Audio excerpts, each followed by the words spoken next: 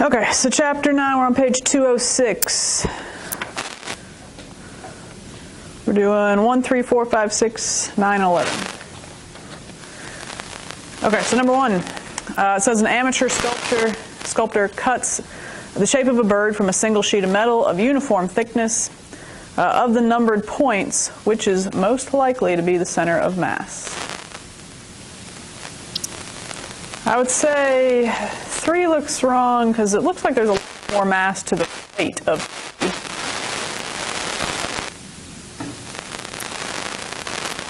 Okay, 2 looks, like it's kind of in the middle of the bird, but if you drew a line, like a horizontal line through 2, you do have more mass above it. So it's got to be what? 4. Which is interesting. Does the center of mass actually have to be the object? No. Think of like a hula hoop.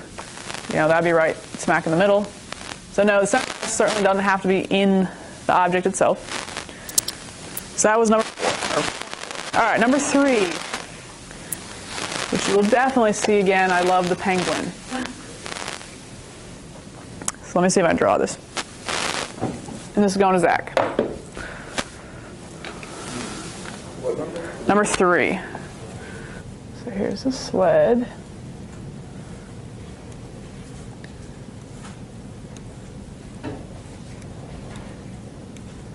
Here's the penguin. Okay, sled, penguin. That's our setup. So number 3, it says, a penguin stands on the left edge of a uniform sled of length L, which lies on frictionless ice. The sled and penguin have equal masses. All right, first question, Zach. Where is the center of mass of the sled? Just the sled. So without the penguin on it. Without the penguin on it. In the middle. In the middle. So, center of sled? Just sled, though. We'll be right in the middle. Okay. Next question. How far and in what direction is the center of the sled from the center of mass of the sled-penguin system? So first question you got to answer there is, where is the center of mass of everything, the sled-penguin system?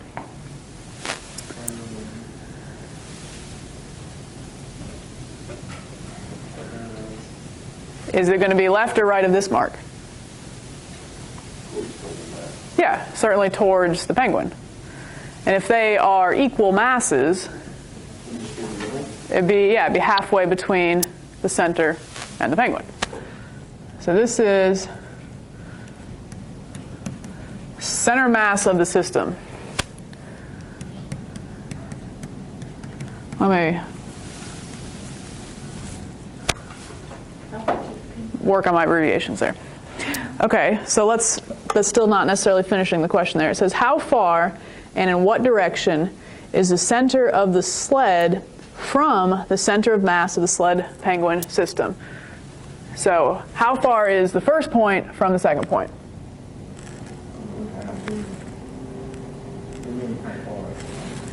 Like, how far away would you say that is?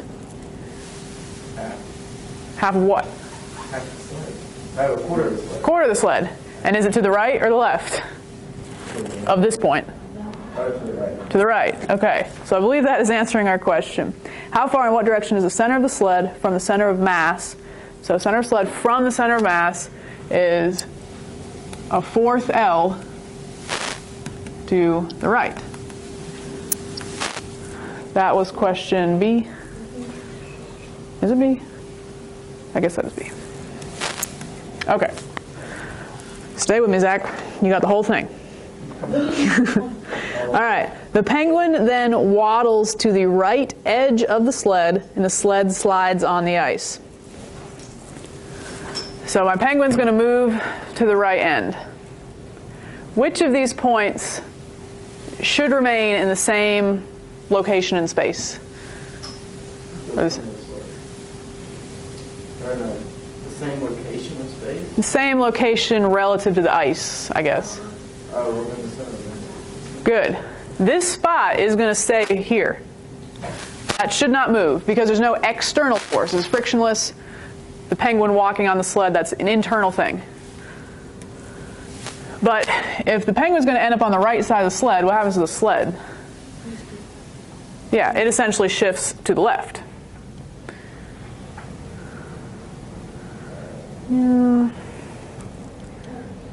Try like that. All right.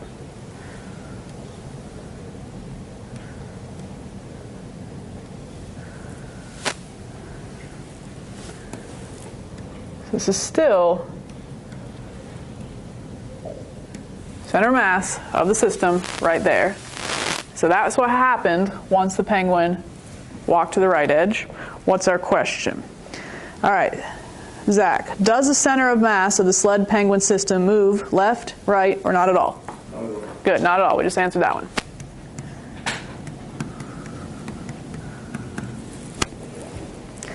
D, how far and in what direction is the center of the sled from the center of mass of the sled penguin system? So where is the center of the sled now relative to this?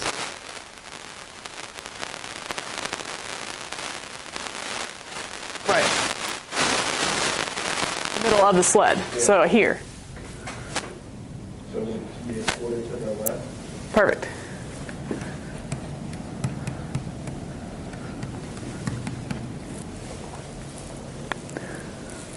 We're on D. Okay. That was D, right? There's a lot of similar parts here. All right, E. How far does the penguin move relative to the sled? Half the sled. And then relative to the center of mass of the sled penguin system, how far does the center of the sled move? Half to the left. Yeah, it started here, ended here. Relative to this one point that's not changing, it went half left.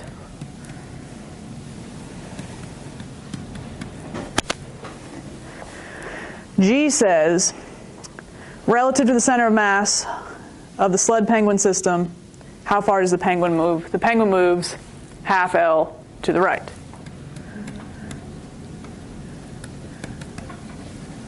But you are right.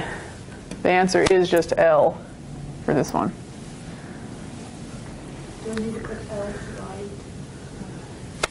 Yeah, and it would be right.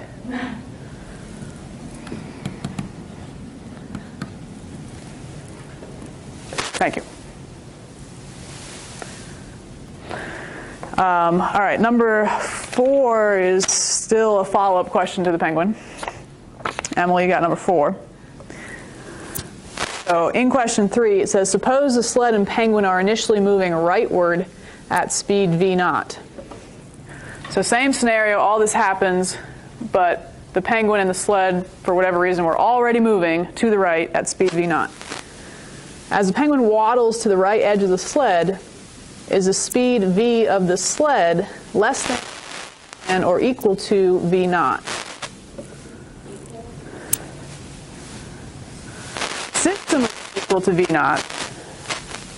That can't change because the mass doesn't change, the velocity shouldn't change. So the sled's moving right, and the penguin's walking right. So the penguin and the sled are going to be different. Yes. The system's moving to the right. Relative to the sled, the penguin's walking to the right, and the sled's, relative to the penguin, the sled's going left. But the whole thing is going right. Okay, I really don't understand what's going on. Is the whole thing moving and the penguin's walking at the same time? Yes. Oh. So you're like walking on something that... So it's like the sled's moving slower back. Yes. Okay. So this whole thing is going v naught. And it's also moving up like this in it. So this. But yeah, within it, the penguin is moving faster or slower than v naught. If it's walking right. Faster. Sled's slower. And then the sled, good. The sled would kind of be going this way. I don't mean to say the sled is going left, because the whole thing is going right. But relative to the penguin, it's going left. Yeah. So it's going right, but at a smaller speed than v naught.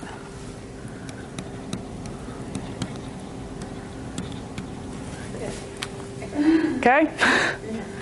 That way the net is v naught. The overall is v naught. The penguin's a little bit faster, the sled's a little bit slower. The net is v naught. I think that was the whole question. All right, so okay, the penguin then waddles back to the left edge. During that motion is the speed v of the sled less than, greater than, or equal to v naught. Yeah, so if the penguin goes the other way, then the sled would have to be a little bit greater. Net. Okay, there's your penguin.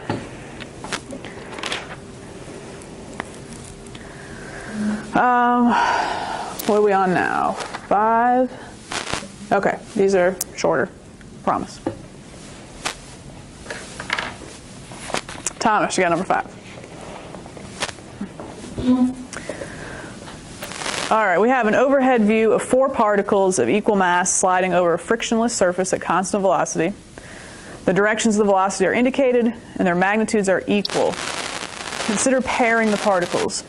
Which pairs form a system with a center of mass that is stationary? Even though the particles are moving, the center of mass would be stationary. Which ones do you think? C and D.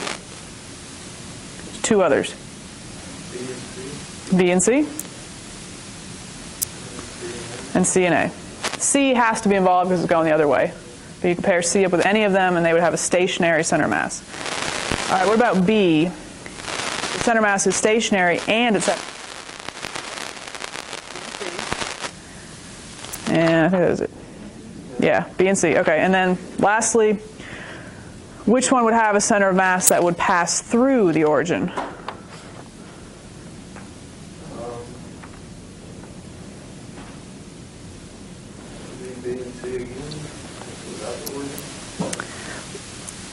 But it won't, yeah, it needs to be moving. Okay, A and D would start at the origin and pass through it. One more. I guess B and D would. Good, B and D would too. They start like at 4x, but they would move through the origin. All right, good. Next one is 6. Wes. You drop 2 watermelons side by side from a bridge. What's the acceleration of the center of mass of the 2 melon system? Just gravity. Part 2 of that. If you delay dropping one of the melons, what is the acceleration of the 2 melon system while both are falling? Just gravity. Because it's asking about the acceleration. Obviously one would have more velocity by the time you drop the other, but they're just asking about your acceleration. That is just gravity. All right, that was 6 and 9. Brandon. Okay, consider a box like that in sample problem 9-7. That's simply a box that explodes, which explodes into 2 pieces while moving with a constant positive velocity along the x-axis. So kind of like the penguin thing again. The box was already moving right, then it explodes.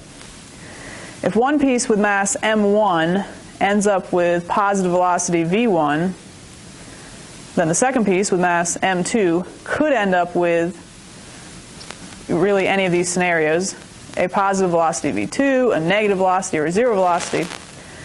Rank those 3 possible results for the second piece according to their corresponding magnitudes of v1 greatest first. Okay, so let's make up some numbers.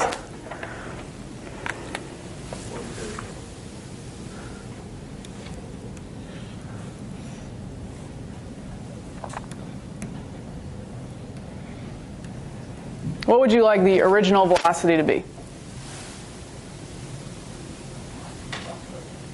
Easy numbers are nice. 5, great.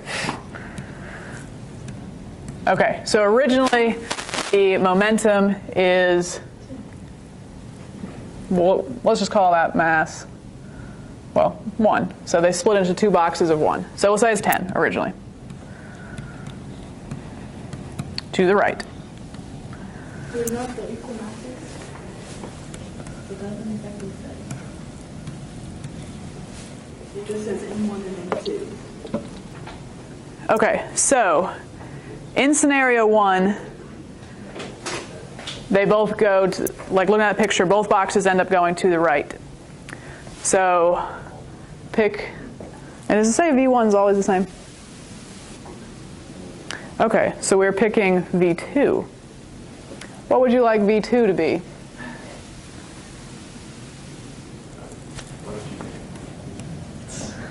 Why don't I pick it? Let's pick something less than 10. 1. So this is box 2. This is box 1. In the first scenario, they're both going to the right.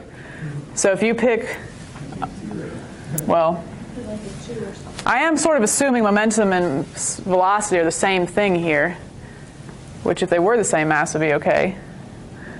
But okay, let's just say V2 is 2, and it's going to the right. What would V1 have to be, based off of what we made up?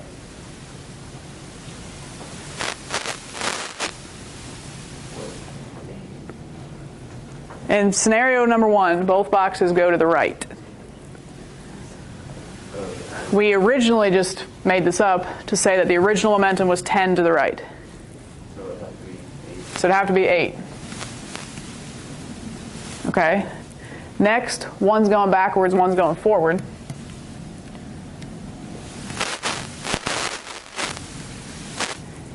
No matter what,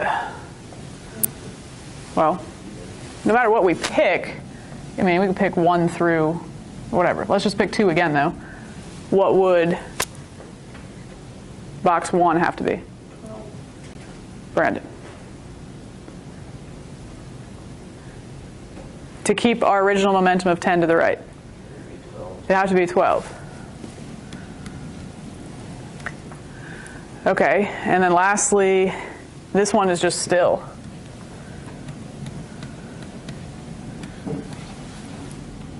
And this one is going right. It would have to be what?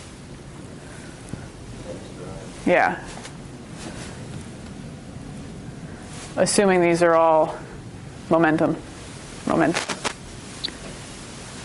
So no matter what we picked for values here, like in case 3, that's going to have to be 10.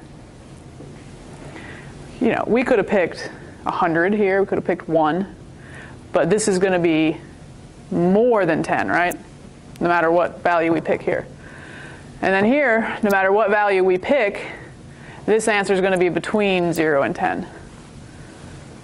So, all that said, which one is the greatest? And then, okay. All right, and then 11. This one's going to Daniel.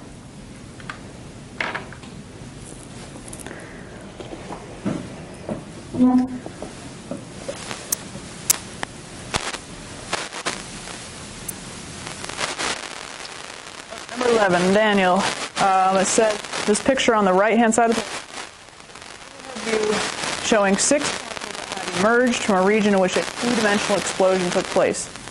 The explosion was of an object that had been stationary on a frictionless floor. The directions of momenta of the particles are indicated by the vectors. The numbers give the magnitudes. Which particles would be emerging from the explosion?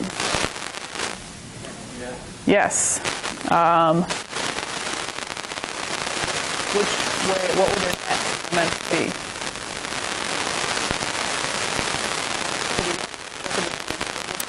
The net momenta. So, like, what is the net momenta?